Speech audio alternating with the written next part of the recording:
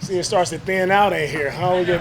We get the real troopers here. Nah, that's good. To have the fans and Andre Johnson and Bobby Bass out here, what do you guys have that kind of? Today, as we kicked off our first day with our fans out, first open practice, again, it always brings the excitement out in practice. It always brings out that competitive fire in our guys, and we're just excited to be out here so our fans can get a look at our team that first day to see our new team this year. So we're really thankful for the support always of our fans. Like this game that we play, the NFL, it doesn't grow, and we don't see the coverage and everything of our game without our fans' support. So really thankful for our fans and thankful for, especially Andre, one of our all-time Texans being here.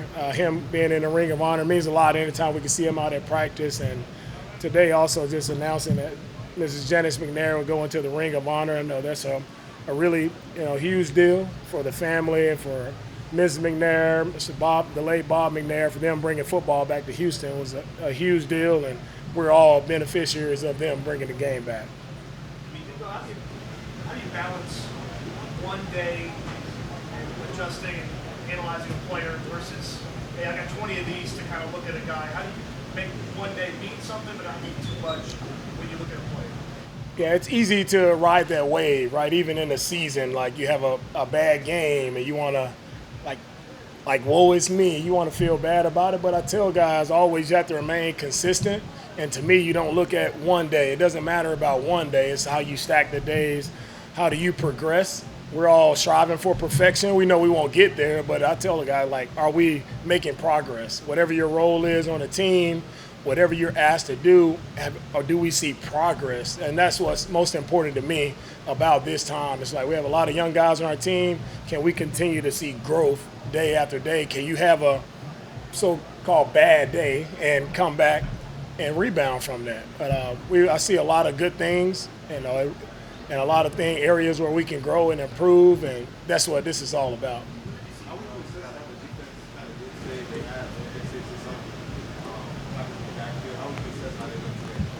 Yeah, defense, they came out, they had great energy all day. They were around the football, attacking the football. That's who we are. That's what we do. So the defense just being, who they are. They're making plays. You had Aziz make a play on the football, couple.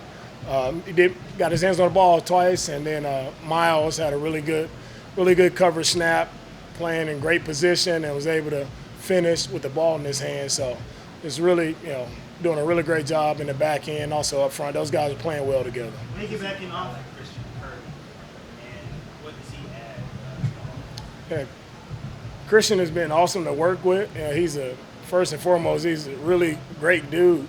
Like, really excited to add him to our locker room. He brings great spirit, great energy to our locker room. But you see, as a player, you see the explosiveness that he has downfield, the hands that he has, like, really quick, whether it's working, in a slide or also working on safeties down the field. Like, he's able to make plays, and that's what I'm excited to see, just him and CJ's connection continue to grow.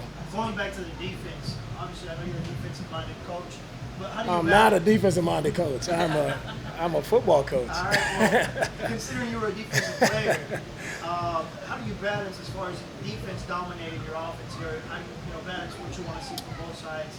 Yeah, both sides made plays today. I know it gets highlighted when the defense intercepts the football, but the offense made some really nice plays as well. But it's a really healthy balance of just competition, and that's what I like to see. Guys are in the right spot. Guys are where they're supposed to be. Now, that's coaching, getting the guys in the right spot. Now the player takes over. Now, who can make that play? Offense, defense. Now that's up to the guys. Like, how bad do you want to make those plays? Any update on Jalen injury? Is this just a couple day thing? Yeah, as always, Jalen and whoever is not out there, everybody is on different schedules. So you'll see different guys out there at different times, and we'll be ready to roll.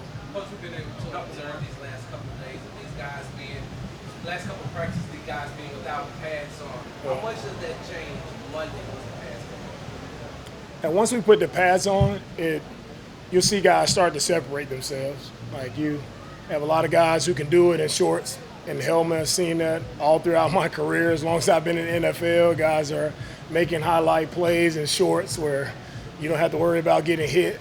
Now, when you put the pads on, it's a little different story. It's real football when you're able to put the pads on, and that's when the evaluation piece really starts to take place. It's like that's how the game is played. It's a physical game. That's the way it's played in pads, and that's where we'll see guys start to truly separate themselves. To follow up on that, is it also, even when these guys are just in shorts, the fundamentals still have to be there, even without the pads on, right? The fundamentals are always key. We always restart anytime we start a new phase, whether it's our OTA training camp. We always start back over with the basics. You can never lose sight of the fundamentals. That's what when you football games, when you're on the fundamentals, you're exactly where you're supposed to be. And when you can not think about the fundamentals and it's muscle memory, like now that allows you to have a clear mind to go make plays.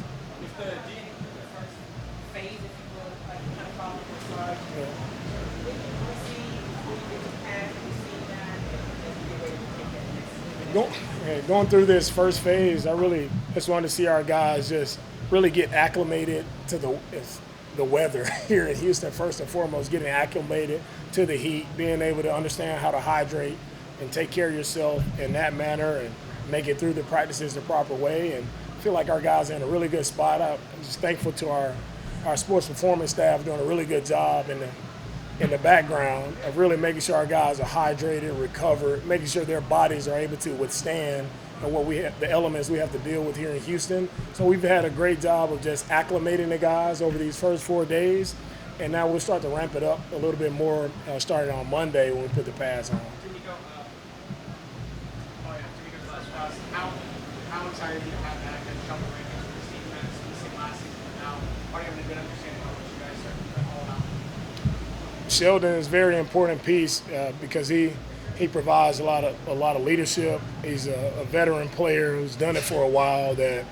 And I really believe you got the right veteran player, they can really enhance the growth, right, and really speed up the growth of some of our younger guys. So really, excited to have him back. Just his wealth of knowledge of playing the game for a while, being in a lot of different places, seeing it done a lot of different ways. Like for him to come back and add his insight to not only our defensive line room, but to our entire team is very invaluable. So I'm excited to have him back. Last one. You guys have envisioned Ariel Tertiary as a tackle. He's been out there at left tackle, right tackle. What have you seen from him and you and the staff that's been encouraging?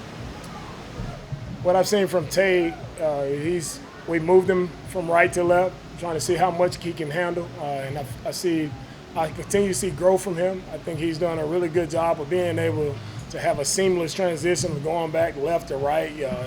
He does a really good job of playing with great balance, great footwork, and that allows him to be in good position.